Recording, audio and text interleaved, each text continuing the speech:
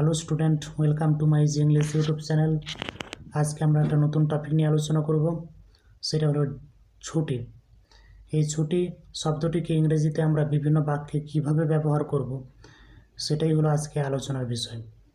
এই ছুটি শব্দটিকে ইংরেজিতে প্রকাশ করার ক্ষেত্রে আমরা লিভ বা আমরা ডে অফ শব্দটি ব্যবহার করে থাকি।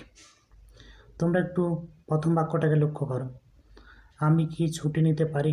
Can I take a day off? আমি কি ছুটি নিতে পারি? ডে অফ এই শব্দটার পরিবর্তে তোমরা লিভ কথাটাও ব্যবহার করতে পারো। Can I take a leave? আমি কি ছুটি নিতে পারি? হ্যাঁ, তুমি ছুটি নিতে পারো। দ্বিতীয় বাক্যটা লক্ষ্য করো। হ্যাঁ, তুমি ছুটি নিতে পারো। Yes you can take a day off. হ্যাঁ, তুমি ছুটি নিতে পারো। এই ডে অফ এর পরিবর্তে লিভ কথাটাও ব্যবহার করতে পারো। Yes you can take a leave. তো হ্যাঁ, তুমি ছুটি নিতে পারো। 3 নম্বর যে বাক্যটি রয়েছে, কালকে আমার ছুটি, এই বাক্যটাকে আমরা ইংলিশে ট্রান্সলেশন করলে হবে tomorrow is my day off. Tomorrow is my day off. Okay.